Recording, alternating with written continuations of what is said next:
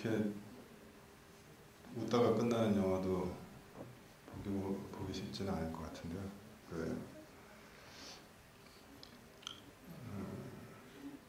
종종 어떤 영화들에 대한 이렇게 기억이나 인상이 오래 남아있는 작품들은 이해가 안 되는 작품이라서 남아있는 게 꽤 많습니다. 그리고 저한테도 이 영화가 그런 거였었고요. 뭐 사실 헤어져고의 전체 영화가 잘 이해가 안 돼요. 이렇게 어떤 느낌들이나 인상들은 남아있지만 뭔가 이렇게 간결하게 한두 마디로 표현할 수는 있겠지만 그걸 세세히 이렇게 얘기한다는 것 자체가 뭔가 좀 이렇게 불합리해 보인다는 느낌을 갖게 되는데 처음 이 영화를 봤을 때 가졌던 어떤 긴장감이나 놀라움이나 그다음에 뭔가 이렇게 석연치 않게 남게 나요. 웃음이 남잖아요.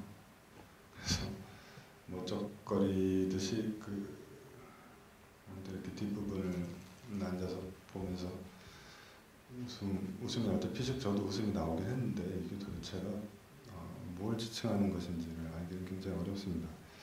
사실 이 영화가 헤어져고 영화에서 굉장히 뛰어난 작품인가에 대해서는 저도 잘 확인하게 얘기할 수는 없고 단지 이 작가가 어떤 사람인가에 대한 흥미로움이 초기에 이 영화를 봤을 때 있었습니다. 제목도 미스터리예요. 그리고 이런 식의 뭔가 이렇게 모호한 제목이 가져다주는 무슨 숙제처럼 남아있는데 난장이도 작게 시작했다. 그럼 난장이는 우리 모두 다 작게 시작했는데 난장이만 이렇게 성장을 멈췄다는 얘기를 말하고자 하는 건지 그냥 어떤 우스꽝스러움을 말하고자 하는 건지 뭐 정확하게 어떤 부분들이 지칭되는지가 조금 모호한 점들이 있습니다. 그리고 대략 60년대 후반 혹은 70년대 초에 이르는 시기의 영화들이 전체적으로 보면 굉장히 모호한 영화들이 많아요. 당시 60년대 중후반에 유럽 사회를 이끌었던 어떤 사회적 변화에 대한 갈망들과 그것의 실패라고 할 수 있겠죠. 그러한 여러 가지의 모순적인 것들이 포함되어 있기 때문에 이렇게 어떤 하나를 끄집어내가지고 굉장히 합리적으로 뭔가를 이야기한다는 것 자체가 어렵습니다. 저도 마찬가지로 사전에 말씀드리지만 이 영화에 대한 그 흥미로움이라는 것은 잘 모르기 때문에 발생하는 것이지 이 영화가 딱 한순간에 와닿아가지고 굉장히 뛰어난 작품이구나 뭐 이런 건 아니었습니다. 그리고 이 사람이 28살 무렵에 만든 작품이죠. 좀 더 결정적인 나이대이기도 하고 물리적으로만 보자면 저보다 더 어릴 때 만든 영화니까 시대는 물론 더 앞서 있던 과거의 시대이긴 하지만 생물학적으로만 보자면 저런 무정부성이라고 하는 것이 가져다주는 어떤 혼란스러움이 가져다주는 또 활력은 또 있는 것 같습니다. 대체로 헤어져고의 영화라는 게 되게 과대망상적인 인물들을 많이 다룬다고 얘기를 하죠. 제목에도 신화라는 표현을 썼지만 아키레라든가 피츠제라드라든가 이런 영화들을 보게 되면 현실의 어떤 시대적인 배경과는 조금 무연한 아주 무모한 모험자들이 주를 이루고 있어요.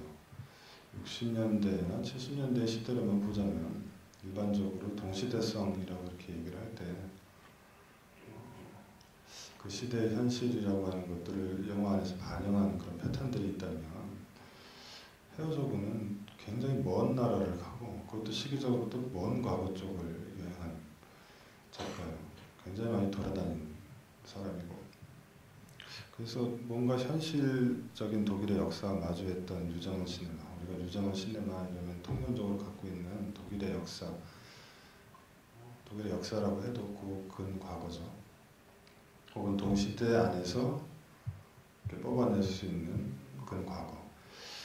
이런 역사와 마주했던 반면에 헤어져고는 굉장히 비역사적인 신화를 고집하는 작가였다는 점에서 뭔가가 이렇게 분명히 잘 안 잡히는 사람입니다. 사람 자체에 대한 전설적인 일화들이 너무 또 많죠.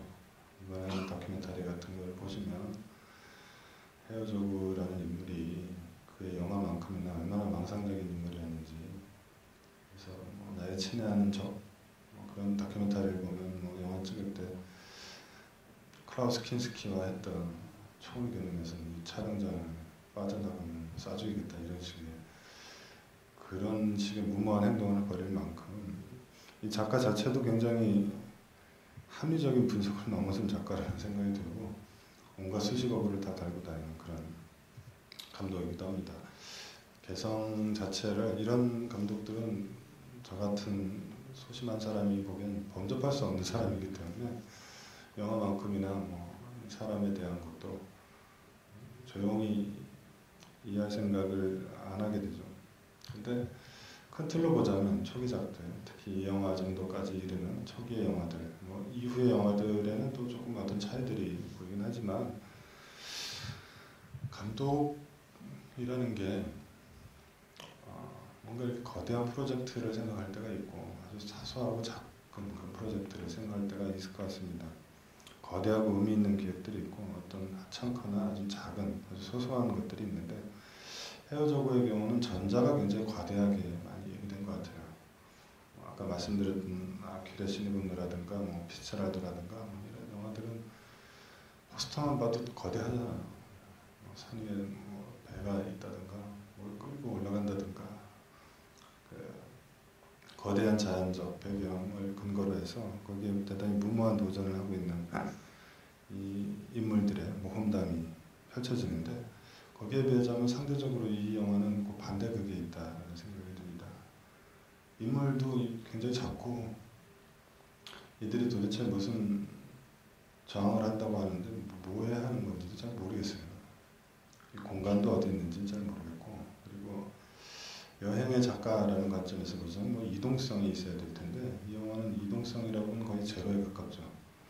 그렇기 때문에 한 극, 아까 말씀드렸던 그 거대한 큰 부분들을 이렇게 작동시켜 나가는 기획과 비교해보자면 이건 굉장히 적은 기획이라고 볼 수가 있고 그리고 전자가 대부분 좀 과거사와 굉장히 많이 연결되어 있다는 그래서 대단히 신화적인 어떤 모험 역사이지만 대단히 신화적인 모험을 그린다면 이 영화는 시대적 배경이 불분명하지만 그럼에도 불구하고 되게 동시대성의 느낌이 또 많이 느껴져요.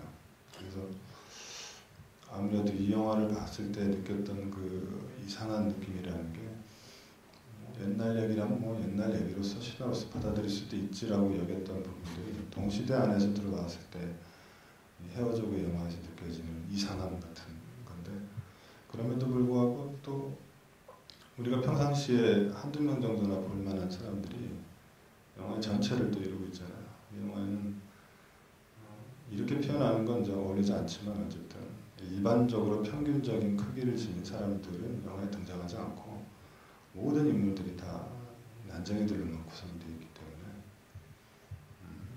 뭐가 정상이고 뭐가 비정상인지 구분을 이렇게 해줄 수 있는 어떤 경계점이 상실되어 있죠. 오히려 그 경계점을 이루어 나가는 것은 이 인물들과 인물들을 둘러싼 환경 간의 차이에서만 비롯됩니다. 예를 들면 이 사람들의 크기에 비하자면 너무 큰 오토바이라든가 이 사람들이 타기에 좀 너무 커 보이는 자동차라든가 아니면 앉기에는 너무 높은 의자 아니면 올라가기엔 너무 높은 테이블 그러니까 말하자면 문명적인 도구 자체가 이들에 비해서 상대적으로 커 보인다라는 느낌이 들 뿐이지 자연적인 질서적 체계 안에서 보자면 난쟁이든 우리든 조그만 건 사실이기 때문에 거기에서 큰 차이는 없어 보입니다. 그러니까 말하자면 이 영화는 다른 영화들에 비하자면 굉장히 동시대적인 어떤 문명성에 대해서 다루는 영화 같다는 그런 느낌을 가졌었어요.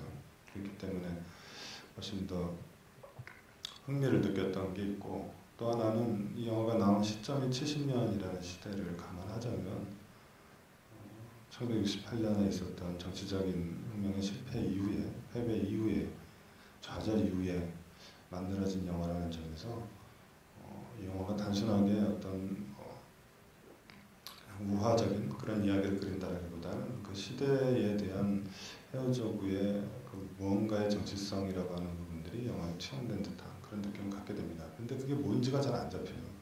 그래서 소개 글에도 나오지만 모두에게 잠복되어져 있는 악마적 요소들을 보여주고 사악하고 충격적인 설정과 냉소적인 불량 용어로 논란이 일어나겠다. 난쟁이도 심지어 사악하다. 굉장히 동정적인 느낌을 받을 만한 인물들이 심지어 더 사악한 느낌을 주고 그들끼리 서로 다툼을 벌이고 뭐 그런 상황에 빠져들기 때문에 어떤 판단을 가기가 굉장히 어렵다라는 거죠. 그런 좀 애매함이 어쨌든 있는 영화입니다. 거대함이라는 것부터 먼저 얘기해서 이 과소함이라는 것으로 넘어가야 될 것 같은데 60년대부터 시작해서 헤어져가 만든 70년대 초반까지 이르는 영화들을 보자면 이 두 가지를 사실은 왔다 갔다 했다는 생각이 어쨌든 듭니다. 헤어져고는 뭔가 이렇게 영화 작가들마다 차이는 있지만 이 사람은 뭔가 황홀경적인 비전에 굉장히 많이 사로잡힌 걸까요? 나무에 배가 올라간다면 그것을 본다면 얼마나 멋지겠냐, 얼마나 아름답겠냐, 얼마나 거대하겠냐 이런 어떤 비전에 사로잡히는 이상 거기서 헤어날 수가 없는 거죠. 한강에서 괴물이 나온다면 어떨까 이런 것처럼 그 비전에 사로잡히면 그걸 현실화해야 되잖아요. 근데 그것이 하나의 모험적인 여정일 수도 있고 또 다른 한편으로는 영화를 만드는 작업일 수도 있겠죠. 이 사람이 인터뷰에서 했던 말을 보면 11살 때까지는 세상에 영화가 존재하는지 몰랐대요. 11살 때까지는 한 번도 영화라는 걸 본 적이 없었다고 하고 시골에 살고 있었고 미네네 깊숙한 마을에서 살고 있었는데 거기에는 처음 11살 때 영화를 봤다 그러죠. 이동 영사기가 와가지고 영화를 틀었는데 에스키모에 대한 영화를 틀었는데 전혀 흥미롭지가 않았다 그래요. 아무런 느낌이 없었다 그래요. 그러다 어느 날 거의 동일한 무렵에 서점에 있는 쇼윈도우에서 로스코의 동굴벽화의 책의 표지를 보고 황홀경이 사로잡혔대요. 그 표지를 장식하고 있던 말의 벽화의 이미지를 앞에 두고 종교적인 황홀감에 사로잡혔다고 11살 때. 그리하여 최근에 나온 3D 영화가 만들어진 거죠. 최근에 나온 그 3D 영화는 11살의 황홀경에 사로잡혔던 그 동굴벽화의 이미지 속부터 끊임없이 나와가지고 만들어진 영화라고 최근에 인터뷰에서 했던 그런 말입니다. 이 경악의 감각이라는 게 도대체 무엇일까라는 이 수수께끼의 감동이 지금까지 나를 이끌어왔고 나는 지금도 거기에 홀려있고 그 홀려있는 상태 안에서 지금까지 영화를 만들고 있다. 굉장히 놀랍기도 하고 감탄스럽기도 해요. 종교성과도 같은 황홀경, 경탄. 근데 이제 여기에는 또 이런 요소가 있죠. 자연적인 것, 그 어떤 것에 이렇게 맞춰져 있었던 것.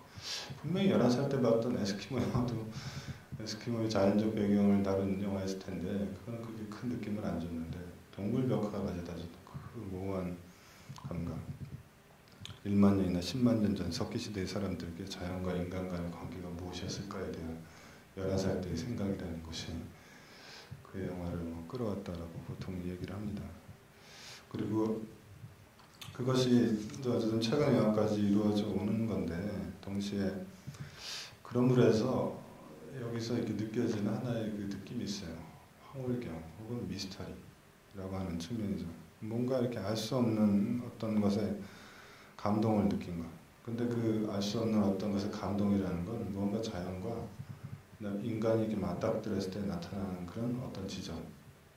그것이 헤어지고의 영화의 어떤 접점을 형성하는 것이 아닐까 이런 생각이 듭니다. 오늘 보신 이 영화의 마지막에도 저건 그때 볼 때도 그랬는데 좀 낙타가 다리에 뭔가 이상이 있는 건지 아니면 정말 저렇게 무슨 경배를 올리듯이 저러고 있는 건지 알 길이 없어요. 이거에 대한 그 촬영 기화를 다룬 다큐멘터리가 있다든가 저도 이 영화에 대해서 이렇게 상세하게 다룬 책을 좀 본 적이 없기 때문에 그래서 알 수가 없는데 게다가 그 옆에 또 난쟁이가 서가지고 가혹하게 또 계속 웃으라고 했겠죠. 연기 나가지고 막 목은 메이는데 계속 킥킥거리다가 막 뒷골이 땡겨가지고 막 너무 자연스러운 연기였죠. 너무 웃으면 사실 뒷골이 땡기잖아요. 막 머리가 현기증 나고 그래서 막 뒷골을 또 누르다가 다시 웃어야 한다라는 또 그 본분을 유지하기 위해서 또 웃고 있고 끊임없이 그 두 가지가 병치되어져 있는 것 안에서 베르나 헤어조가 11살 때 느꼈던 종교적 황홀감까지는 아니더라도 뭔가 이상한 그 미스터리함이라는 것들을 어떻게 느끼게 됩니다. 뭔가 알 수 없는 어떤 상태라는 거죠. 근데 헤어조고는 감독으로서 이제 그런 사람이었던 것 같아요. 굉장히 어떤 무모함이지만 동시에 이제 하나의 또 인터뷰의 얘기를 드리자면 기자가 이 사람한테 질문을 했었어요. 영화 감독으로서 어떤 자질이 있어야 영화 감독이 된다고 생각하십니까? 종종 이런 거 물어보잖아요. 게다가 개박해 보이는 이런 사람에게는 특히나 이런 질문이 유효해 보이기도 하는데 이렇게 얘기를 합니다. 우선 감독은 비전을 가져야만 한다. 그리고 자신의 비전을 발전시켜야만 한다. 진짜 영화 감독이 된다는 것은 지평선 저편에 보이는 그 어떤 것을 향해 돌진해 나갈 비전을 갖춰야 된다. 그러니까 저 같은 사람들은 안 되는 거죠. 저 멀리 지평선에 있는 그 어떤 것, 거기에 자기의 꿈을 채워나가는 것을 무서워해서는 안 되고 어쨌든 자신의 비전을 가지고 그 지평선 너머까지 돌진해 나가다 보면 황홀의 순간이 존재한다고.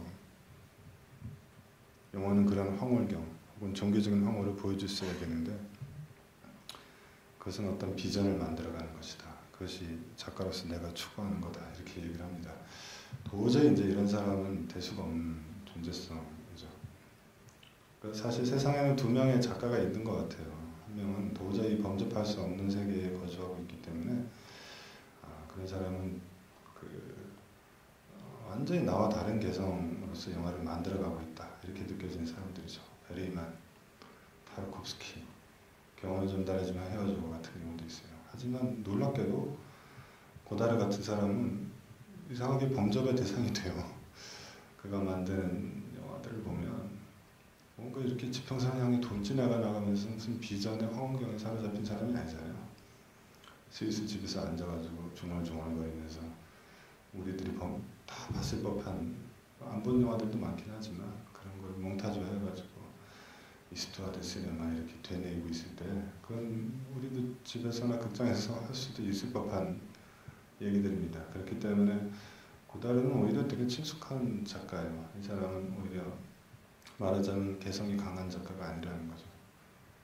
도리어 그가 영화를 만드는 거나 우리가 영화를 만드는 것 간에 큰 차별성은 없을 수도 있어요. 만약에 우리의 삶이라는 일상을 굉장히 잘 놀랍게도 조직화하거나 몽타주화한다면 고다르의 비전에 도달할 수 있을 것 같다는 생각이 든다는 거죠. 하지만 이런 헤어조고 같은 이런 감독의 비전이라는 것은 도저히 이렇게 도달할 수 없는 비전이고 그 옆에 있으면 괴롭죠. 그를 따라가야 되고 가자고 하면 가야 되는데 중단될 수가 없죠.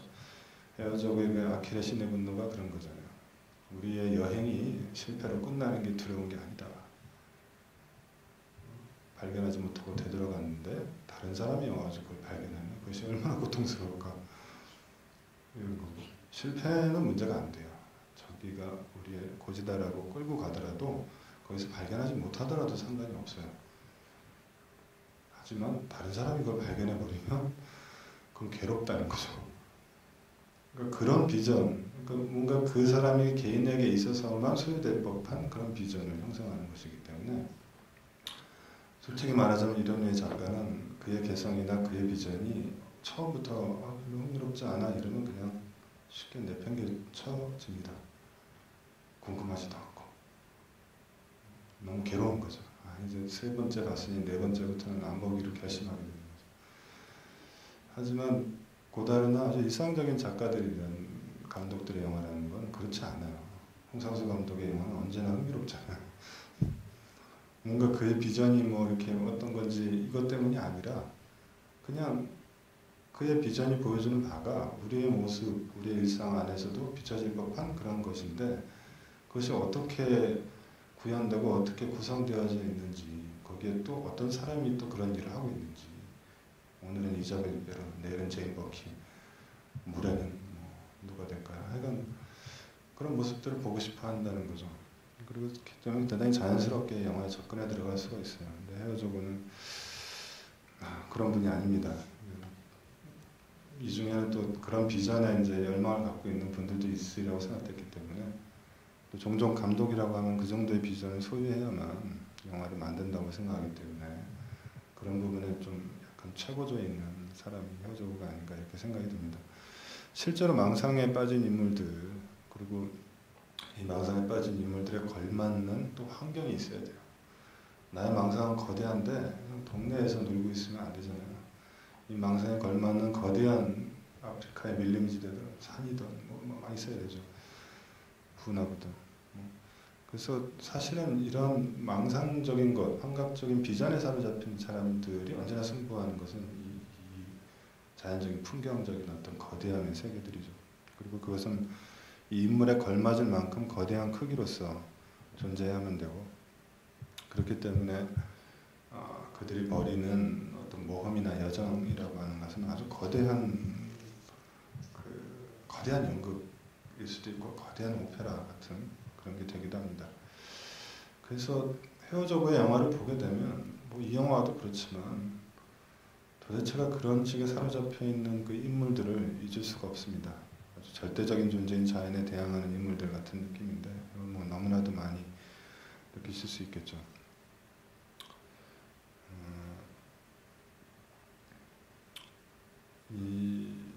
근데 이제 그런 것에 비하자면 이제 이 영화는 약간 좀 다른 느낌들이 있습니다.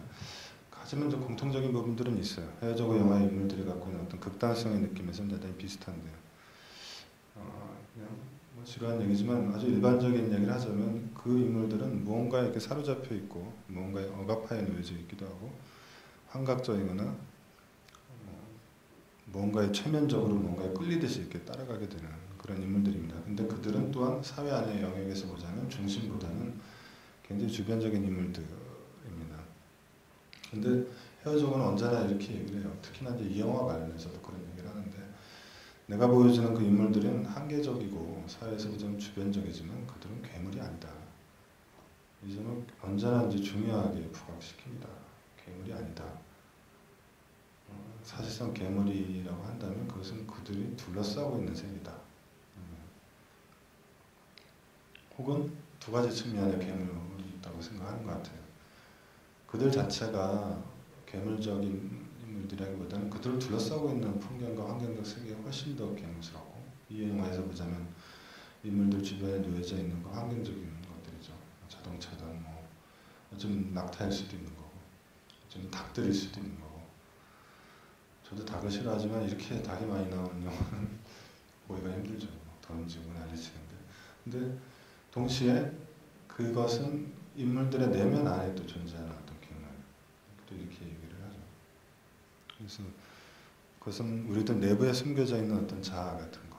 근데 이렇게 가게 되면은 굉장히 위험한 구도에 또 빠지게 돼요. 그러니까 이 전단지에 나온 것처럼 우리들 내부에 있는 악마성이 다 바깥으로 나와가지고 이런 방식의 혼란과 카오스를 만들어내고 있구나. 그렇게 되면 우리 모두가 다 악마이고 대단히 무지성한 충동적 세계에 사로잡혀서 벌어지는 이 폭력을 그린다라는 점에서 한편으로는 폭력에 대한 비판적인 시각을 보여주는 것 같지만 동시에 굉장히 그런 충동적 세계를 그려낸다는 점에서 종종 굉장히 비판의 대상이 되기도 하죠. 그래서 이 영화도 개봉 당시에는 굉장히 많은 비판들이 있었고 당시에 이제 또 좌파 학생들이나 이런 사람들이 보기에는 우리들이 벌이는 그 학생 운동이나 그다음에 정치적인 변혁의 어떤 봉기라고 하는 것이 다 이런 식의 어처구니 없는 것이냐에 대한 그런 방식으로 비판이 많이 있었고 헤어져고는 파시스트 아니냐 이런 식의 이야기도 있었다고 합니다.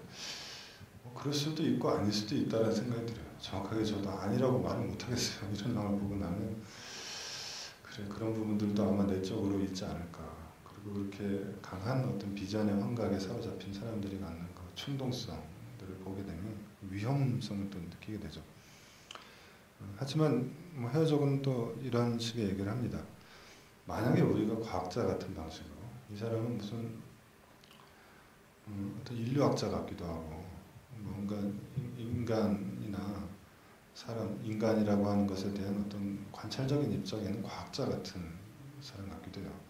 굉장히 관찰적인 입장에 있는 거죠. 근데 관찰이라고 하는 것 안에서의 가정 안에서 보자면 아주 평상적인 인간들이 아니라 언제나 극단적인 억압적인 환경 안에 놓여져 있는 그 인물을 관찰할 때 거기에서 그 그 인물의 특성을 발견하기가 쉽다 이런 거죠.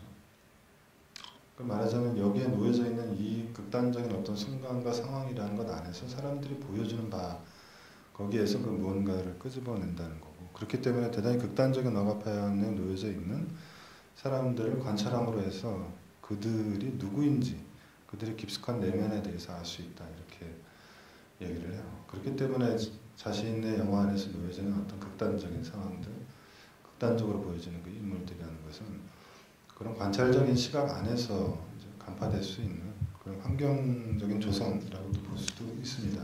근데 뭐 이런 말도 사실은 어느 정도의 그냥 자기 영화에 대한 그 하나의 그 변명일 수도 있다는 생각이 들어요. 정확한 어떤 설명이라고 말할 수는 없고 그런 것만으로 모든 것을 설명할 수는 없기 때문에. 하지만 그것이 또한 헤어조그의 재능이라는 점은 또 간과할 수가 없습니다.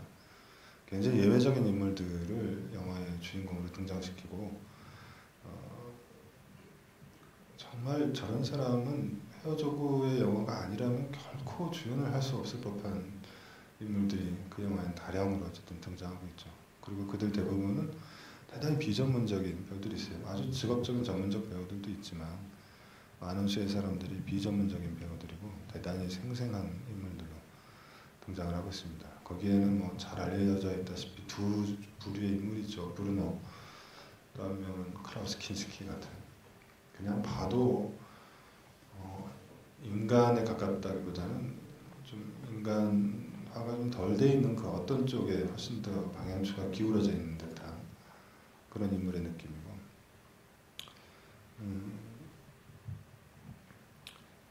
그런 인물들을 영화 속에서 대단히 예외적으로 다룬다라는 점 안에서 헤어조그는 몇몇의 그 감독들과 좀 비교해볼 만한 작가인 것 같아요. 예를 들어 엘터프 같은 영화를 만든 그런 감독이나, 혹은 부분적으로는 데이비드 린치의 영화나, 혹은 뭐 펠리니의 영화나, 이런 식으로 아주 굉장히 집단적이면서 어떤 한편으로 보자면 뭔가 현실 안에서 보자면 그냥 좋지 않은 편인데, 그냥 뭔가를 이렇게 노멀하다고 본다면 이렇게 별로 정상적이지 않을 것 같다라고 느껴지는 어떤 한계적인 인물들이 영화의 중심 안에 이렇게 들어오게 되는 거죠. 하지만 다른 사람들의 영화에서 그런 인물들의 어느 정도의 그 동일화라는 것들이 이루어지는 부분이 있다면, 헤어조그의 영화는 인물들 그 스스로가 영화를 보는 관객들에게 쉬운 그 동일화 효과들을 만들어주는 점들이 많지 않아요. 특히나 이제 이 영화 같은 경우도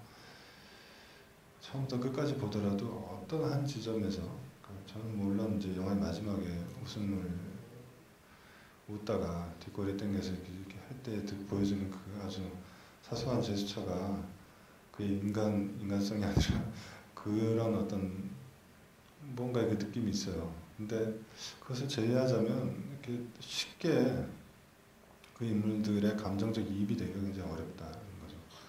감정적 이입이 없다라는 점 안에서 이 예외적인 인물들이 갖고 있는 그 특성은 훨씬 더 도드라지게 나타난다는 생각이 듭니다. 실질적으로 헤어조그의 영화는 두 부류가 있는 것 같아요. 하나는 굉장히 거인적인 영웅들이고, 이들은 사실은 모든 것에 대항하고 대단히 거대한 것에 대항하기 때문에 또 거대한 거예요. 클라우스 킨스키가 그 자체로 큰 사람이 아니죠. 대단히 작은 사람이고, 이 사람의 영화에 등장하는 인물들은 대단히 작은 체구의 사람들이에요. 근데 그럼에도 불구하고 그들이 대항해 들어가는 그 환경적 세계라는 것이 워낙 거대하기 때문에 그 거담에 대항해 들어가는 자신의 모습들이 대단히 거대하게 부풀려지게 되죠. 하지만 그들의 시도가 그렇다고 해서 언제나 성공으로 끝나는 것도 아니고, 사실은 성공적으로 모험이 끝난다는 것이 그가 그리는 영화의 중심적인 부분들은 아닙니다. 근데 이 거대함의 기억을 갖고 있는 비전에 사로잡힌 사람일지라도 그들이 놓여져 있는 환경적 세계 안에서 보자면 그들은 대단히 왜소하게 느껴질 수밖에 없죠. 그러니까 자연스럽게 이 거대함의 기획을 잡고 있는 이 사람들이 그보다도 더 거대한 환경적 세계 안에 부딪혀 나갈 때 그들이 갖고 있는 왜소함은 대단히 자연적으로 주어지게 됩니다. 그렇기 때문에 거대함과 소인화의 경향이라는 것은 그다지 그렇게 먼 거리를 갖고 있다는 생각이 들지 않습니다.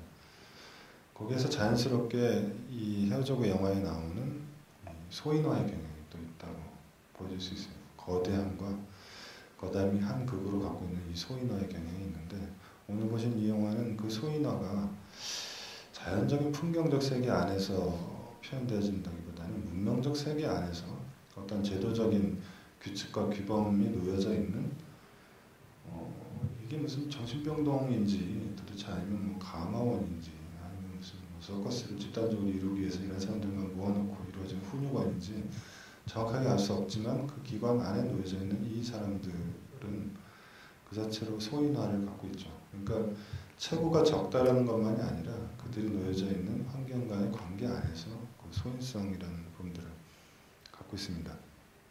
그래서 거인화의 경향이라는 것은 어쨌든 아키라 신의 분노나 뭐 이런 영화들을 보게 되면 이제 알게 되는데, 이 영화, 그러니까 아키라 같은 영화에서도 보자면 하나의 그 끝지점에 흥미로운 부분들이 있어요.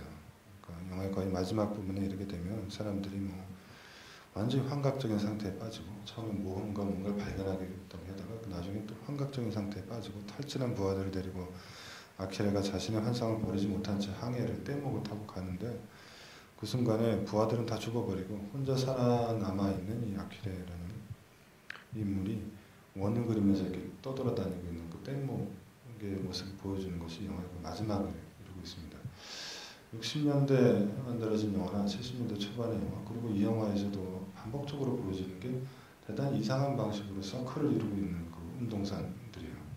아키라에서 떼목에게 뱅그를 회전하고 있는 거라면 제자리 걸음이죠, 사실. 무언가를 향해서 움직여가는 이동이 결국은 그 소용돌이 안에서 제자리 걸음을 하고 있는 그 이미지인데, 이 영화는 운동선으로만 보자면 하나의 어떤 이미지가 그런 순환성을 이렇게 보여주고 있죠. 그건 자동차가 참 신기한데, 원격 조종 자동차도 아니고 엔진을 그렇게 걸어놓으면 그렇게 돌아가는지 모르겠지만 정확하게 원을 그리면서 이 자동차가 이렇게 돌아가고 있죠. 그래서 마당의 중심에 원형을 그리면서 계속 돌아가고 있는 이 자동차의 움직임이 굉장히 특이한 느낌을 줘요.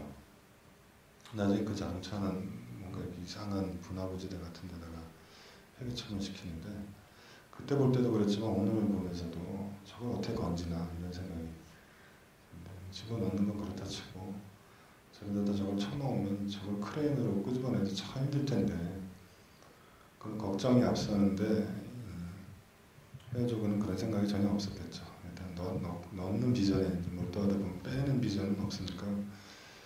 근데 이 거대함이라는 건 안에 자연스럽게 놓여져 있는 이 작은 것들이 있죠. 작은 거에서 시작한 난쟁이들의 세계가 있고, 이 영화는 그렇죠. 그리고 동시에 끝없이 난쟁이에 머무는 사람들도 있어요. 카스파우저의 신비에 나오는 카스파우저라는 이 인물은 굉장히 어린 상태를 성인이 된 몸 안에서도 계속 유지하고 있잖아요. 그러니까 한편으로 보면 대단히 거대화라고 하는 것이 있지만, 동시에 헤어족의 영화 안에 놓여져 있는 이 소인화의 경향이라는 것은 여러 형태로서, 그러니까 원래도 물리적으로 적은 난쟁이들의 세계가 있고, 이 거대한 사람이 자연적 세계 안에 놓여질 때의 외소함 안에서 나오는 소인화의 경향도 있고, 생물학적으로는 이제 성인이 돼 있지만 그 안에 내재되어져 있는 소인화의 경향을 또 갖고 있는 그런 특성들도 있습니다. 근데 이 소인화의 경향을 갖고 있는 사람들에게 있어서의 공통적인 특징은 그들은 영웅적인 정복자들이 아니에요. 그리고 그들은 거대한 풍경에 마주하면서 어떤 환각적 비전에 사로잡혀 있는 사람들도 아니고, 대부분은 아주 어리석어 보이거나 아주 바보 같거나 아주 어리숙해 보이는 그런 인물들입니다. 일종의 그 이디어트 같은 건데, 그렇다고 해서 그들이 이렇게 바보다 이렇게 얘기되어지는 것이 아니라 그들이 도대체 무엇이라고 하는 그 유형성 안에서 하는 행동들이라는 것이 별로 보이지 않는다는 거죠. 그래서 그럴 때에 헤어져고의 영화에서의 풍경도 마찬가지로 거대한 비전에 사로잡혀 있는 이 거인들의 세계에서 보자면 풍경도 거대한 환경이라면, 오늘 보신 이 영화에서는 거대한 환경의 풍경이라는 건 별로 보이지 않죠. 오히려 그것은 대단히 삭막한 환경이거나 아주 플랫하거나 아주 스산하거나, 혹은 심지어 언젠가는 이 공간 자체가, 이런 지대 자체가 아주 소멸될 것 같은 그런 느낌의 지대예요. 그렇기 때문에 헤어져고 영화에서 나오는 이 두 가지 거대화와 소인화의 경향이라는 것은 동시에 풍경적 세계 안에서도 아마존 밀림, 저 멀리 있는 그 거대한 환경적인 풍경과 다른 마치 소멸점을 가진 것 같은 그런 사막화된 공간이죠. 유럽적인 영화에서 보자면 60년대 이래로 유럽적인 감독들 상당수들이 이런 사막화된 공간들을 영화로 담아내기도 했습니다. 안토니오니의 사막일 수도 있는 거고, 혹은 파솔리니의 사막일 수도 있겠죠. 또 다른 식의 사막화의 경향을 갖고 있는 그런 그 풍경적 세계를 헤어저그가 보여주고 있다라는 생각이 듭니다. 그리고 그때의 이들의 경우는 그들의 운동선 자체도 아까 얘기했던 영화 감독으로서 자신은 지평선 저 멀리로 사라진 저 풍경적 세계로 돌진해 들어가는 비전에 사로잡혀 있다고 할 때 그 비전이라는 게 없어요. 그리고 그 소멸점 안으로 움직여가는 그 운동선이라는 게 존재하지 않습니다. 이 영화에는 유일하게 외부적인 어떤 선이 있긴 있죠. 오토바이를 타고 처음에 등장해 들어오는 것. 혹은 여기서 그들이 벗어나서 바깥으로 이렇게 나가는 움직임이 보일 때 사실은 그들을 둘러싸고 있는 이 사막화된 공간이라는 것은 사실은 동일한 하나의 미로적 세계 같은 그런 느낌을 갖고 있습니다. 다른 식으로 얘기하자면 이러한 그 소형화되어진 이 존재성의 사람들에게 나타나는 이 풍경적 세계라고 하는 것은 대단히 순환적인 어떤 세계들을 갖고 있어요. 그리고 굉장히 닫힌 듯한 공간성들을 갖고 있죠. 그것이 아예 처음부터 주어지게 되는 거죠. 이 영화의 그 전체성을 관장하고 있는 것은 그러한 하나의 그 닫혀지는 거고, 이 닫혀짐이라고 하는 것은 몇 가지 장면들에서 반복되어져 나타난다 이런 생각이 들어요. 일단 내러티브적으로 닫혀져 있죠. 예를 들어 이 영화의 첫 시작이라고 하는 것은 이 영화의 마지막에 너무 힘들어하면서 웃고 계신 그분이 계속 반복을 하면서 슬레이트 치듯이, 그러니까 죄수 감호될 때 이렇게 찍는 그런 사진 찍는 것 같잖아요. 외화면에서는 계속 질문을 하고 있고 대체 무슨 일을 하려고 했던 거냐 이런. 근데 말하자면 이 영화는 실패한 혁명부터 시작되는 거예요. 실패한 난쟁이들의 혁명인데 왜 실패했는지도 정확하게 모르겠고 사실은 뭘 하려고 했던 건지도 설명을 안 하고 있죠. 하지만 실패부터 시작이 돼요. 그러니까 실패부터 시작되어져서 그들이 무슨 일을 했는지를 보여주기 때문에 다시 그것은 현재의 상태 안으로 되돌아온다는 점에서 이 내러티브가 굉장히 닫힌 순환체계를 구성한다라고 볼 수가 있습니다. 게다가 심지어 그 순간 카메라가 바깥을 보여준다 하더라도 바깥이라는 세계로 정확하게 나가 있지는 않아요. 동시에 두 번째로 보면 이들은 뭔가 닫혀져 있는 문을 뚫고 안으로 들어가려고 하는데 그 안으로 못 들어가잖아요. 일반적인 시위를 한다면 시위 군중들이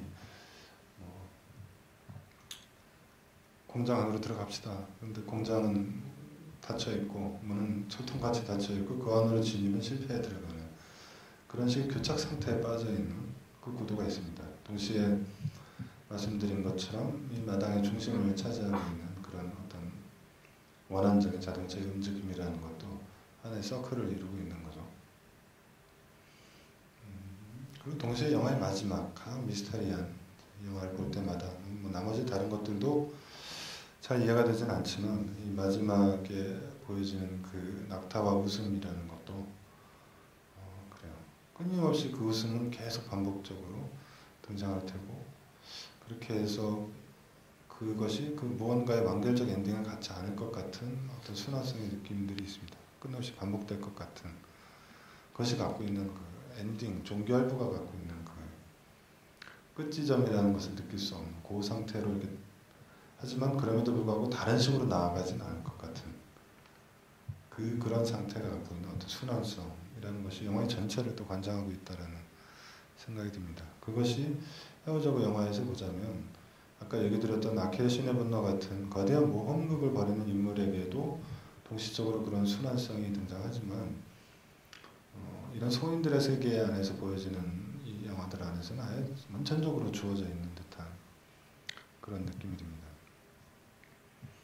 하지만 이들이 벌이는 이 행동들을 도대체 어떻게 볼 거냐.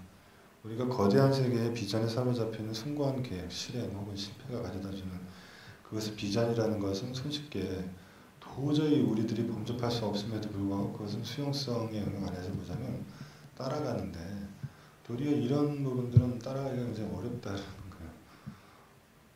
하지만 반대로 얘기하자면 우리들의 세계는 훨씬 더 이쪽에 더 가깝다는 느낌을 얻게 돼요. 피츠제랄드라든가 아퀴레 같은 쪽의 세계에 내가 더 친화성을 느낀다면 저는 그 사람들이 더 이상하다고 생각이 드는데 저는 도저히 같이 가자고 해도 전혀 갈 의사가 없습니다. 그런 데는. 물론 이런 세계 안에 빠져 있는 것도 원치는 않지만 오히려 이런 부분들은 훨씬 더 일상적인 루틴성을 갖고 있다는 거죠. 뭔가 그 반복 순환성의 세계의 그 느낌들이 있어요. 하지만 이것이 가져다주는 그 비전은 전자가 가져다주는 것과는 완전히 다른 감각과 어떤 다른 세계의 느낌들을 어쨌든 헤어져고 영화에서 보여준다고 생각이 듭니다. 이 영화는 몇 가지로 그냥 나눠서 보자면 일단 말씀드린 것처럼 영화 제목이 가져다주는 이 뉘앙스를 전혀 아직까지도 저도 정확하게 캐치를 못하겠어요. 난장이가 될 때 작게 시작했다. 이것이 굉장히 시니컬한 얘기를 하고자 하는 것인지 인간적 열망이라는 것이 결국은 다 이렇게 부질없는 어떤 이런 것을 지칭하는 것인지 아니면 우리 모두가 다 어릴 조그만 데서부터 시작됐다.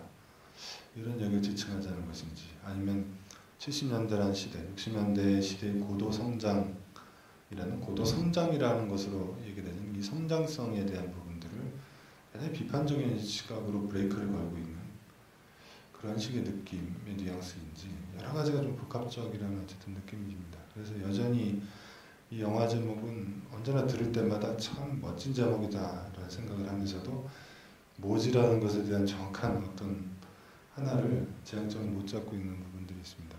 두 번째로 보면 이 영화의 촬영지가 불모의 화산섬에서 촬영을 했다고 하는데요. 스페인 카나리아 제도의 란자로테 섬에서 촬영이 됐다고 합니다. 이 영화의 공간적 배경들을 다시 정확하게 보려면 파타모르가나라는 영화를 보시면 그게 거기서 촬영된 영화인데 아주 동일한 지대에서 이 영화를 촬영했다고 합니다. 또 하나는 영화의 처음과 마지막을 장식하는 이건 우는 건지 웃는 건지 알 수 없는 이건 애인지 아니면 어떤 노인의 어떤 음성인지 알 수 없는 아주 이상한 음악이 있어요.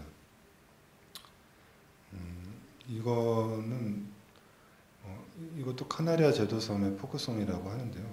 헤어조가 13살의 소녀가 부른 노래를 굴 안에서 이렇게 부르는 노래를 이렇게 직접 채집 녹음을 해가지고 여기에다가 섞었다고 해요.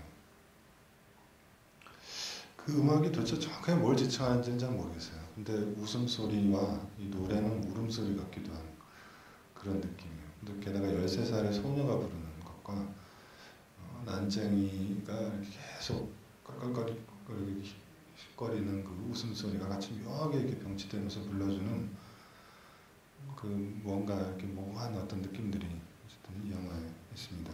그리고 무엇보다도 영화들의 주인공을 이루고 있는 건 난쟁이들이죠. 어디서 이렇게 많은 사람들을 모았는지는 알 수 없지만 헤어져고의 표현 빌자면 아까도 얘기 드렸지만 사실 이들이 난쟁이이긴 하지만 사실은 이 난쟁이들은 프리크가 아니다라는 게 헤어져고가 끊임없이 얘기하는 것이에요. 그들이 비정상적이라기보다는 이 영화에서 본인이 보여주려고 했던 바라고 하는 것은 이들과 비율적인 관계를 맺고 있는 환경적 세계의 비정상성을 더 드러낸다는 거죠. 그러니까 다수적인 인간적 세계 안에서 난쟁이들의 세계라는 것은 비율적으로도 크기 면에서도 보자면 비정상적이라고 볼 수 있지만 이 영화의 주된 인물들이 다 난쟁이들의 세계를 이루고 있다면 그것이 하나의 세계인 거죠. 그 세계 안에서 보자면 그들 주변에 있는 물건들, 특히나 인간이 만들어낸 그러한 문명적 도구들이 이들에 비하자면 비정상적으로 큰 거죠. 그들의 크기에 맞게끔 소형화되어야 될 그 문명들이 훨씬 더 커져 있는 상태예요. 이거는 아퀴레 같은 경우 보자면 인간이라고 하는 인간 앞에 놓여져 있는 환경적 세계의 거대함과 비교하자면 여기는 문명적 세계의 거대함이 만들어내는 그 프리크가 있습니다. 그래서 난장이로 취한다라고 하는 것은 그들의 비율과 대비되어지는 환경과 세계를 비추기 위함에 있지 난장이들이라는 이 비율적으로 굉장히 작은 물리적으로도 생물학적으로도 이 작은 그 상태를 가지고 무언가 다른 어떤 얘기를 하기 위함은 아니다라는 건 이제 긋고 강변을 하는데 그게 이렇게 일반적인 사람들에게 잘 통용이 되지 않죠. 이 영화를 보는 1차적인 느낌은 그들의 작은 상태가 불러일으키는 그 기이함이 동시에 폭력적인 행동들과 연결되어지는 것 안에서 나타나는 그 느낌이죠. 그렇기 때문에 물리적인 크기의 차이에 비롯된 난장이성이라고 하는 이 자체가 그 자체로 물리적으로 가져다주는 우리의 어떤 감각적 교란성이 있기 때문에 이 부분을 이렇게 넘어서기가 굉장히 쉽지 않아요. 하지만 뭐 헤어조그는 이제 본인 스스로의 의도는 그렇지 않다라는 얘기들을 이제 끊임없이 어쨌든 얘기를 하고 있습니다. 그리고 여기에서 비추어서 보여주려고 하는 바는 사실 그런 관점에서 보자면 난쟁이들 혹은 모든 사람들 안에 있는 사악함을 드러내기 위함이라는 것은 한편으로는 맞는 말이지만 또 다른 한편으로 보면은 그것은 영화의 전체적인 방향에서는 좀 벗어나 있다고 볼 수도 있어요. 하지만 그것은 감독의 의도가 중요하다고 생각하지는 않고 이 영화가 도대체 어떤 방향성을 갖고 있느냐라는 보여지는 면에서 판단될 문제라고 생각되는데 단순하게 말하자면 이 영화는 방향성이 없는 영화죠. 유일하게 방향성이 있는 것은 구조 안에 있을 뿐이에요. 앞서 말씀드렸던 오프닝에서 시작돼서 실패라는 것 안에서 무슨 일이 있었는가라고 하는 것으로 되돌아가는 이 구조는 있지만 그 외에 우리가 보게 되어지는 문명 실패로 끝나버리고 결국 체포가 되는 거잖아요. 아마 구금이 되려고 하는 절차를 밟고 있는 인물을 보여주는 것부터 시작됐기 때문에 하지만 그들이 벌이는 그 폭력적인 양상이라는 것에는 무엇이라고 하는 그 방향성이 정확하게 있지는 않아요. 행동들은 하고 있지만 예를 들어 닭을 뭐 십자가형처럼 들고 막 행진을 한다든가 뭔가를 태운다든가 자동차를 이렇게 나무 같은 데다가 집어넣는다든가 이런 어떤 파괴적인 어떤 행동들을 벌이고 있지만 그 파괴성이라는 것이 무엇을 향하지 않는다는 점 때문에 비난받기가 또 쉽겠죠. 그것은 그냥 정말 그 자체로 폭력을 보여주고 있으니까 어떤 의미도 의도도 전혀 개입되어져 있지 않은 그런 무의미함과 무방향성인 어떤 폭력에 대한 어떤 비판성 같은 거죠. 그렇기 때문에 거기에는 어떤 그 행동들에 대한 우리의 어떤 이입적인 감정이입적이거나 참여할 수 있는 여지들이 전혀 없는 그런 느낌들이 있습니다. 근데 또 다른 한편으로는 그 행동들과 이 방향성 없는 이런 식의 어떤 폭력성이 가져다 주는 것이 표현하는 그 느낌에서 발휘되어지는 어떤 비판성의 부분들도 또 반대로 있다는 생각이 들어요. 그러니까 그것은 내부에 있는 어떤 폭력성이라는 것들을 모든 사람에게 내재되어져 있는 것을 드러낸다기보다는 몇 가지를 경유해서 얘기할 수밖에 없는데요. 첫 번째로 보자면 이 영화에 반복적으로 획기적으로 등장하는 이미지가 있습니다. 그것은 닭이에요. 닭이 또 다른 쓰러져 있는 닭을 이렇게 계속 콕콕 찌르고 있는 건데 그리고 나중에 이제 이 사람들은 그 닭을 뭐 사무실 같은 데 내부에다 막 집어 던지고 그 안에 있는 사람을 또 바깥으로 내보내려고 이렇게 노력하는 그런 장면들이 있는데 닭의 이 상태를 보여주는 이 부분들이 영화의 전체적인 어떤 봉기나 폭력이라는 것과 어떻게 연결되어 가느냐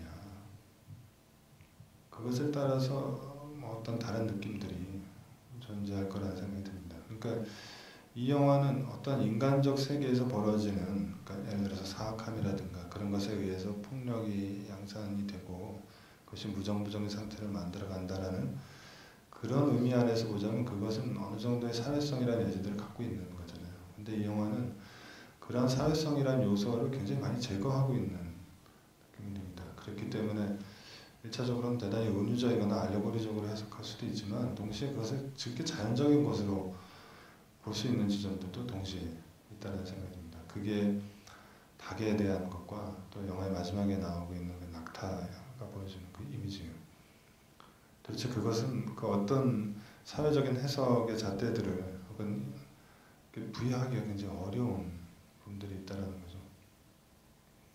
그래서 이 영화가 보여주는 어떤 난쟁이라고 하는 그 존재성을 취급하는 방식과 관련해서는 한편으로 보면 난쟁이라는 것 그리고 난쟁이라는 그 적은 상태에서 소합병적인 상태에서 출발되어진 무분별한 폭력의 양상, 이것이 당시의 사람들에게는 일시적으로는 6.8 혁명의 젊은이들의 봉기가 이런 식의 대단히 소합병적인 무분별적인 봉기의 양상과 대단히 닮은 것처럼 헤어조그가 그러한 것으로서 영화를 담아냈다라고 느껴지거나 인식됨으로 해서 비판의 대상이 됐던 거죠. 그 점을 변화하는 차원에서 아까 말씀드렸던 헤어조그의 얘기들이 있었던 거죠. 정상과 비정상이라든가 난장이들의 세계라는 것들이 그런 식의 은유적 세계를 보여주는 것이 아니라 그들을 둘러싸이는 환경적 세계의 문명적 세계의 비정상성이라는 것들을 극대화시키기 위해서 이런 난장이들의 세계를 그려냈다라는 거죠. 근데 사실 이것이 어쨌든 양가적인 측면들을 갖고 있다는 걸 부정할 수가 없어요. 말씀드렸던 그런 어떤 물리적인 몸의 비정상성, 그러니까 시각적인 의미에서, 생물학적인 의미에서 이렇게 나타나고 있는 이 난장이들의 세계들이 보여주는 무력함이라는 것이 마찬가지로 그러한 그 동시대성 안에서 있었던 젊은이들의 어떤 저항이라는 것을 갖고 있는 그 무기력함, 이런 부분과 연관되는 듯한 그런 느낌들이죠. 근데 동시에 또 다른 측면들도 있습니다. 이들의 이 상태가 갖고 있는 것은 어쩌면은 그 크기에서 나오는 똑같은 상태에서 나오는 아이성 같은 느낌을 갖고 있는 거죠. 야생적인 아이. 뭔가 어떤 것에 의해서 아직 컨트롤되고 규범에 의해서 완벽하게 사로잡혀 있지 않은 그런 컨트롤되지 않은 야성적 아이. 그건 카스파우저의 신비에 나오는 카스파우저 같은 그런 인물일 수도 있고, 뭐 트리포의 야성의 아이 같은 그런 데서 나오는 야성성에 대한 것일 수도 있고, 그런 뭔가 어떤 점에서 보자면 긍정성을 또 내포하고 있는 부분들도 있죠. 굉장히 어린아이 같은 그런 식의 전복적인 어떤 태도들, 아이들처럼 컨트롤될 필요도 없고 컨트롤되지도 잘 않는 그런 존재성을 지닌 그 난장이성이라고 하는 측면도 이 난장이라고 하는 이 세계를 보여주는 것 안에서 나타나는 경향이 있습니다. 이들에게는 어떠한 질서나 규범이라는 것들이 주어져 있지 않고 동시에 질서와 규범이라고 혹은 방향이라는 것조차도 나타나 있지 않은 그러한 전복성이 가져다 주는 순수한 쾌락 혹은 그러한 전복성이 가져다는 순수한 웃음, 그것은 정확하게 무언가 하나의 지향점을 가짐으로써 그것이 충족되는 것으로 나타나는 웃음이 아니라는 거죠. 그래서 이 영화의 마지막에 나타나는 그 웃음이 지칭하는 바는 한편으로 보자면 대단히 이 모든 부분들이 갖고 있는 무기력에 대한 헛웃음 같을 수도 있고, 또 다른 한편으로 보면 그 방향과 그 무언가를 가늠할 수 없는 상태에서 나오는 그 유쾌함과 전복성의 웃음이라고 볼 수도 있는 그 양가적인 측면들을 이 영화가 갖고 있다라는 생각이 들고, 그런 점에서 이 영화가 좀 모순적인 측면들을 갖고 있다고 생각이 듭니다. 이 영화 자체는 닭들을 보여주는 그 닭이 한 마리의 또 닭을 계속 쪼고 있는 그런 세계 안에서 보자면 이것은 사실상 카오틱한 어떤 사회적인 무질서성을 보여준다기보다는 오히려 자연에 있어서의 카오틱한 세계, 자연 세계에 있어서의 무질서성이 훨씬 더 베이스를 깔고 있다는 생각이 들어요. 베르너 헤어조그의 영화에서 나타나는 이 영화라든가 혹은 거대한 환경적 세계에 이렇게 돌진해가는 인물의 영화들 안에서도 하나의 그림자처럼 나타나고 있는 지점은 인간의 욕망과 인간이 실현시키려고 하는 그 야심이라는 것과 어울리지 않는 자연이 갖고 있는 폭력과 자연이 갖고 있는 거대함과 혹은 인간이 하고자 하는 바에 결코 부합해 들어가지 않는 자연의 어떤 무관심 혹은 적대성이라고 하는 것이, 그리고 그것에 사로잡혀 있는 헤어조그의 어떤 특성들을 보게 됩니다. 이 영화도 마찬가지로 그런 느낌이 있어요. 낙타의 경우도 그렇고 닭들의 모습도 그렇죠. 그것은 마찬가지로 무정부적인 난쟁이들의 폭력적 세계의 어떤 전주를 이미 닭들의 싸움들 안에서 나타나고 있는 그런 양상들이 보여지고 있습니다. 그러니까 자연적 세계라는 것이 인간적 정복에 의해서 혹은 인간과 자연적 세계가 합의를 이뤄 나간다, 그런 느낌보다는 자연이 갖고 있는 그 어두움이라는 게 있다는 거죠. 그리고 그것이 갖고 있는 폭력적 경향이라는 것과 이 인간적 세계 안에서 이 난장이들의 무정부적인 폭력이라는 것들이 어떤 점에서 이렇게 연계성을 갖고 있습니다. 그런 관점 안에서 영화의 마지막 장면이 가장 흥미로운 지점으로 여전히 남아있죠. 이 난장이는 계속 웃음을 짓고 있고, 그리고 낙타는 뭐 일어서려는 건지 앉으려는 건지 전혀 알 수 없는, 하지만 일어서지도 앉지도 않는 대단히 꾸부정한 상태를 계속적으로 반복하고 있어요. 근데 그 느낌은 이 수직적인 거죠. 일어서고 앉고 구부리고 하는 이 상태는 그 제자리의 운동이잖아요. 마치 그 자동차가 브레이크가 없는 상태 안에서 계속 원하는 운동을 이렇게 펼치는 것과 어떤 점에서 보자면 대단히 유사한 느낌이 있고, 동시에 그것의 인간적인 어떤 것과 연결돼요. 그러니까 세 개의 운동, 움직임의 선의 사클이 있다는 거죠. 낙타의 그 반복 운동이 있다면 자동차의 반복 운동이 있고, 그 다음에 이 난장이들이 벌이는 이 반복성이죠. 굉장히 무정부적인 상태를 계속 벌여나가면서 하나의 지점에서 다른 지점으로 넘어가는 게 아닌 이 상태를 계속 꼬리에서 꼬리에 물듯이 이렇게 진행되어 가는 거죠. 닭이 닭을 계속 쪼고 있는 그런 상태의 것과 마찬가지로 이 세 개의 운동선이 같이 이렇게 연결되어져 가는 이 거대한 이 서클, 이 부분이 헤어져고 영화를 좀 굉장히 모호하고 어떤 판단을 내리기 되게 애매하게 만들어가는 그런 지점들이 있는 것 같아요. 근데 그것이 무엇을 지칭하는가에 대해서는 대단히 모호하다는 느낌이 있습니다. 하지만 그것과 반대되는 측면에서 그것이 무엇을 벗어나려고 하는가라는 그 지점은 어느 정도 이렇게 느낄 수 있는 부분들이 있어요.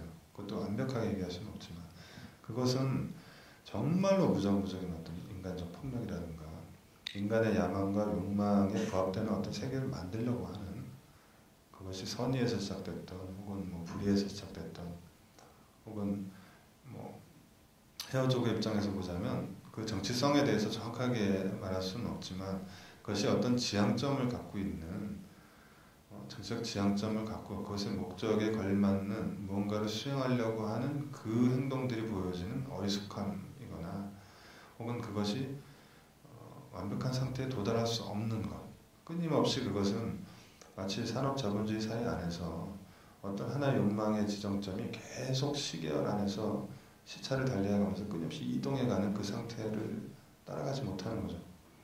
그 상태로 끊임없이 이렇게 변주해가는 이 상태를 쫓아감으로 해서 결코 해결될 수 없는 그 상태를 벗어나려고 하는 무정부성이 있다는 생각이 들어요. 그러니까 무정부성의 결과라고 하는 것을 어떤 사람은 대단히 자유로움의 느낌을 얻을 수도 있겠지만 어떤 사람은 엄청난 혼란과 카오스를 경험할 수도 있겠죠. 그러니까 저로서도 그 결과에 대해서, 그것의 지향점에 대해서, 그 아나키한 것의 지향점에 대해서는 얘기할 수 없지만 그가 무엇을 벗어나려고 했는가라고 하는 것, 사회라고 하는 것 안에서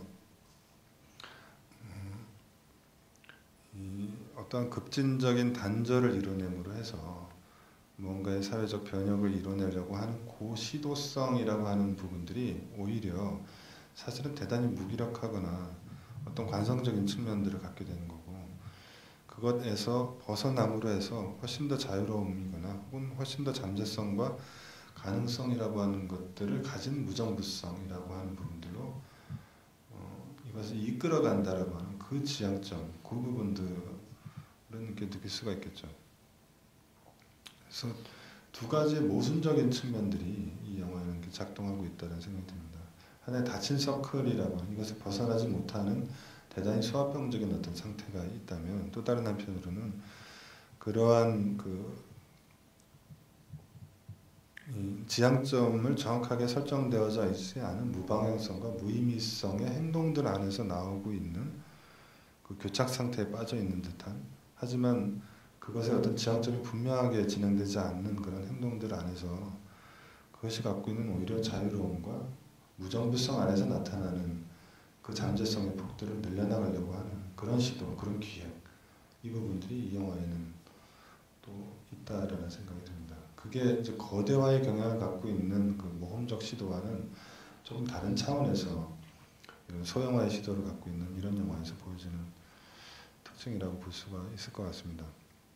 그래서 서두에도 말씀드렸지만 사실상 이 영화가 정확하게 무엇을 지칭하는가, 그리고 이 영화에서 보여지는 혼란이라고 하는 것이 무엇을 의미한다라고 하는 것을 정확하게 지칭한다라는 것은 저로서도 여전히 하나의 그냥 미스터리로서 남아 있습니다. 근데 그것이 도리어 헤어조구가 이 영화를 만들어가는 가능성 안에서, 이 영화를 만들어가는 어떤 본래적인 지점 안에서 보자면 사실은 그것이 지칭되어진다면 그것이 갖고 있는 또 다른 위험성이 훨씬 더 이 영화는 있다라는 생각이 들고, 그렇기 때문에 도리어 그것이 가져다주는 모호함의 지점을 훨씬 더 개방시켜 나가는 것이 이 영화가 갖고 있는 하나의 그 기획에 있었다라는 생각이 듭니다. 그렇기 때문에 헤어조구의 정체성이 무엇인가에 대해서 정확하게 지칭할 수는 없지만 고다르와는 또 다른 방향 안에서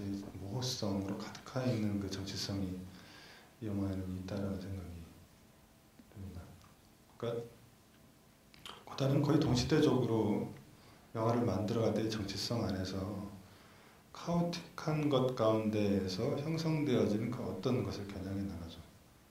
무질서와 그 다음에 질서 없음의 상태와 혼란성이라고 하는, 혹은 소음 안에서, 그런 것 안에서 알미라고 하는 것에 도달해 가려고 하는 그 시도들을 벌여나가죠. 그것이 즐거운 지식이든 혹은 뭐 그녀도 알고 싶은 두세 가지 것들이든, 그것은 소비사회에 대한 비판 안에서 등장을 하는 건데, 헤어조구의 경우도 동일하게 문명과 혹은 소비사회라고 하는, 혹은 산업사회라고 하는 것의 비판적 관점 안에서 출발해 나가는데, 고다르와는 조금 다른 지점 안에서 자연적인 폭력의 무정부성이라고 하는 부분들을 끌어오면서, 무정부성이라고 하는 자연적인 세계가 갖고 있는 그 카오틱한 이 부분들을 인간적인 세계 안에 같이 등장시켜 나감으로 해서 뭔가 무질서함이라고 하는 것들 안에서의 어떤 자율성의 증대라고 하는 부분들을 이 영화에서는 시도했다라는 생각이 들어요. 그것이 성공적이냐에 대해서는 저로서도 잘 모르겠지만 이 영화가 가져다주는 그 뭔가 되게 이상한 감각과 느낌과 끊임없이 이 부분들을 반추해 나가고 다시 생각하게 되고, 그래서 저도 헤어조구에 대한 얘기를 할 때 불현듯 그냥 난쟁이도 작게 시작했다, 그 영화를 그냥 무심결에 입에서 흘러나왔는데 굉장히 후회했습니다. 도대체 어떤 거를 이야기를 한다는 건 알면 우리가 도달해야 될 것 같잖아요. 그 지칭하는 바를 분명하게 해설적인 부분들이 들어가야 되는데 전혀 그 부분들을 할 수 있는 그 상황이나 상태는 전혀 아닙니다. 여러 가지 이야기를 드렸지만 저에게도 여전히 그게 모호한 상태로 남아있고 고민의 대상이 된다는 점에서는 이 사람이 아케르신의 분노는 전혀 그러지 않았거든요. 참 저 사람들은 저 사람들이구나 하고 무연의 관계처럼 나가버렸는데, 이 영화는 이상할 정도로 무연성이 없어요.